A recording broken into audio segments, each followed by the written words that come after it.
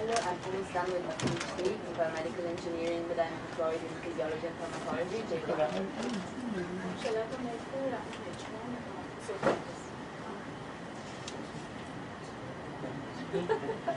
My name is Adrian.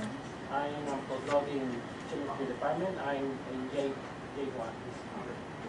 I'm Lauren Gohar. I'm an executive assistant in chemistry, and I help people go back their visa paperwork. Okay.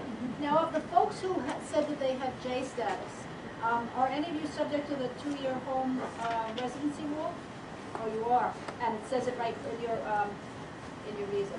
Okay. You know, in the interest of time, I usually do a little bit of a presentation on how you can maybe get waived from that 2-year home residency, but I took it out. So if you want to know about it, well, we have time at the end. I can tell you a little bit about it, just so you know. I was hoping that none of you were subject to it because it's really a pain in the, you know.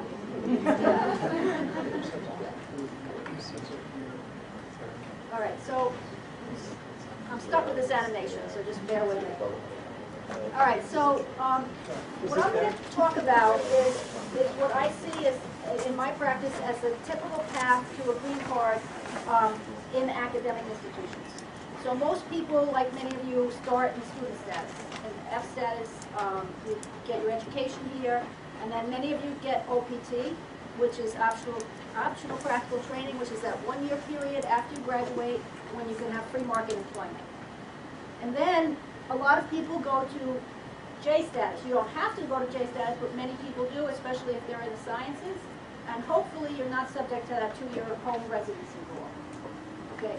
And then a lot of people go to H-1B next, and it's also not uncommon to go straight from F to H-1B because you know, a lot of people see avoiding that J status as a positive thing because of that 2-year home residency rule.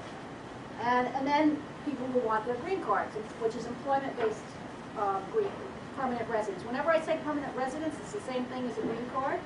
And I'm only going to be talking about the employment type. You know, there's also a whole area of immigration law called family-based, and that's like, you know, the most common thing is when you marry a U.S. citizen, that's family-based immigration. I'm not going to be talking about that. I'm only talking about the employment type. Quick question, just when you say employment-based, if you get that, is your green card tied to your job? Yeah.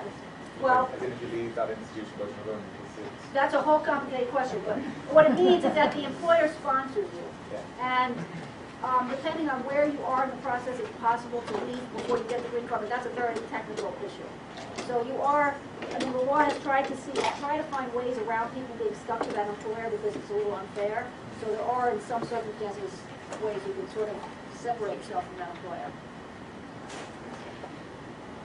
Now, I'm not going to talk a lot about the Fs and the Js because usually these people in the school know more about the Fs and the Js than lawyers do, except for that waiver part, which, you know, I can go into later if we have time. Okay, so H-1B visas is where I'm going to put most of my emphasis because that's what, you know, it's just a great visa. It's really, I think of it as a visa of educated people. You need to have at least a BA. To get an H-1B, it's what they call a dual intent visa, which means, like if you take a student visa, that's a non-immigrant visa, which means your intention is supposed to be to just stay temporarily and leave the United States, as opposed to a green card, which is permanent. You want to stay here forever, or indefinitely, so it's called an immigrant visa.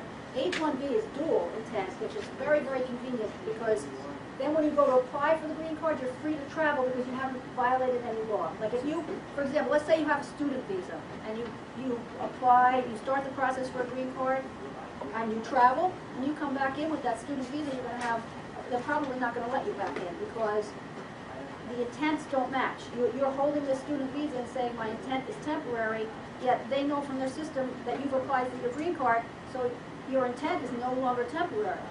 So that's the great thing about an H-1B. Once you have it, you're free to, because it's dual intent, to come and go and still have that green card case pending.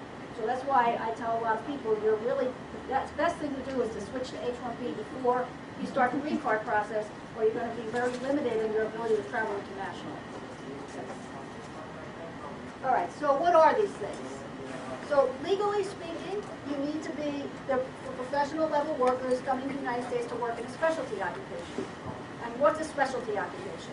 The way they define this is that the job requires at least a bachelor's degree and that you have a bachelor's degree. And it has to be both things. So if you have a bachelor's degree in chemistry and you go get a job, in Target checking people out, that's not going to cut it. It has to be that you have it and the job normally requires it. Now, there's one little exception to this BA, and I've seen this in academic institutions, especially in the two-year colleges. Because obviously a two-year college is not, you're getting an associate's degree and not a BA, so you're 2 years behind educationally. But a lot of times in those institutions, somebody who got an associate's degree ends up working for them, and then they kind of advance, and they end up there a long time. This happens, I see this like at LaGuardia College, this happens quite a bit. And so they have a job that's really a professional type job, but they only have this associate's degree. So there's this little exception where if you have a lot of experience, you can substitute that experience for whatever you're missing. So if you have an associate's degree, that means you're missing 2 years of academic experience. So they'll let you make up for that each year with 3 years of experience. So you would need 6 years of experience to make up for the 2-year lack of education that you have. Those are very hard cases.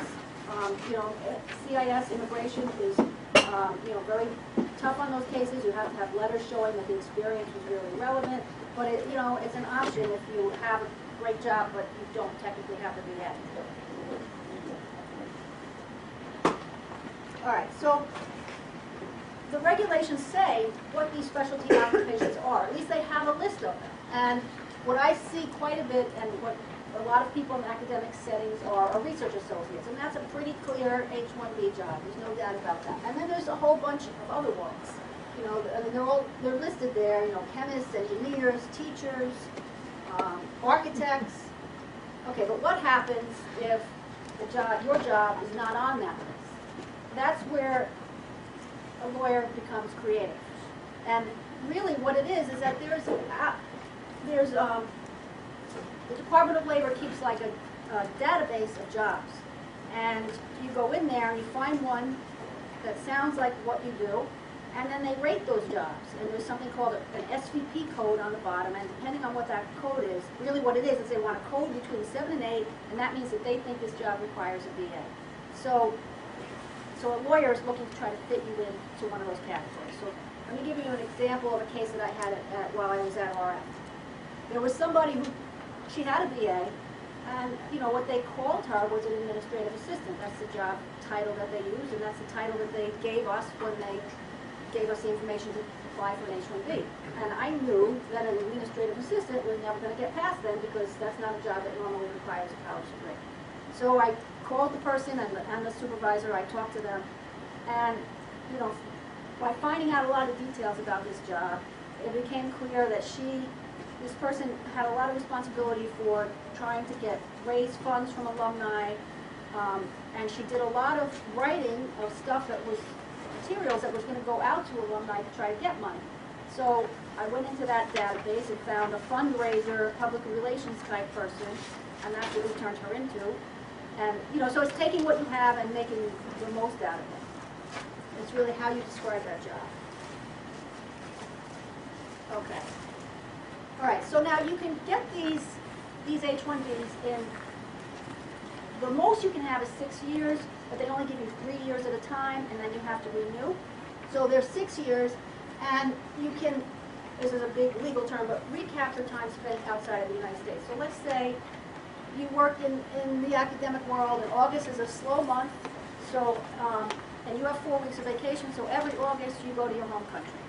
And you've been doing that for 6 years. That means 6 months of those 6 years you have spent outside of the United States, so you can at the end recapture or get those 6 months back. So that's a nice little benefit. For example, if you do that in OPT status, you can't go back and get back the time you spent outside the United States. So that's a nice benefit of H-1Bs. It's anytime you go abroad, you can count your days Yes, for exactly. conferences or whatever. Yep. Yeah, now you have to, you have to have enough time to make it worth it, because in order to recapture the time, you have to file